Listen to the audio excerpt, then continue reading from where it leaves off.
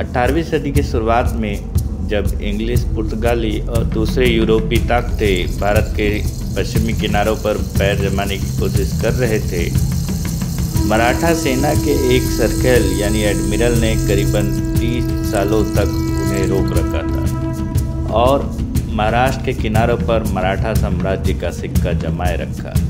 कान्होजी अंगरिया मराठा नौसेना के तीसरे कमांडर थे और उनकी ताकत ऐसी थी कि वे सूरत से लेकर वेंगुर्ला तक भारत के पश्चिमी तट पर समुद्र के निर्विवाद स्वामी बन गए थे। कान्होजी ने छत्रपति शिवाजी द्वारा स्थापित मराठा नौसेना का नेतृत्व किया। उन्होंने मराठा व्यापारियों को मलाबार में सक्रिय समुद्री लुटेरों से बचाने और मराठा राज्य के लिए समुद्र की संप्रभुता हासिल करने के लिए अपने जहाज़ों का इस्तेमाल किया। इन उद्देश्यों को पूरा करने के लिए कान्होजी ने अलीबाग के पास एक छोटे से द्वीप कोलाबा को अपना आधार बनाया और रत्नागिरी में सुवर्ण दुर्ग और विजय दुर्ग पर अपने पड़ाव बनाए। उन्होंने विदेश से आने वाले व्यापारियों के प्रवेश कर पर पुर्तगाल का कब्जा तोड़ा। इसने उन्हें यूरोपीय ताकतों के सीधे सामने ला खड़ा किया, यानी बॉम्बे में अंग्रेज, गोवा में पुर्तगाली और वेंगुर्ला में डच।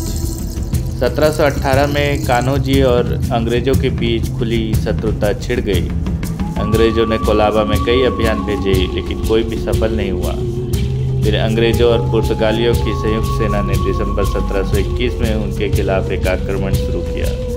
यह अभियान भी बेकार हो गया क्योंकि कान्होजी ने युद्ध और कूटनीति दोनों के माध्यम से उन्हें हराया। उन्होंने न केवल अपने किले और दूसरे पड़ाव की रक्षा की बल्कि पिलाजी जाधव के नेतृत्व में मराठा सेना को उनकी सहायता के लिए लाने में भी कामयाब रहे। कान्होजी 1729 में अपने निधन तक अपराजित, बेमिसाल और बेजोड़ रहे। अंग्रेजी लेखक ग्रॉस ने उनके बारे में लिखते हुए कहा कि भले ही कान्होजी अपने आदेशों में बहुत कठोर और दंड में सटीक थे, फिर भी वे अपने अधिकारियों और सैनिकों के लिए उदार थे और एक सच्चे मराठा के तौर पर वह भरोसा बनाए रखने में काफ़ी ध्यान देते थे। भारत के इस नायक को श्रद्धांजलि के रूप में पश्चिमी नौसेना के कमान ने मुंबई में तट आधारित रसद और प्रशासनिक सहायता प्रतिष्ठान को 15 सितंबर 1951 को INS आंग्रे का नाम दिया था।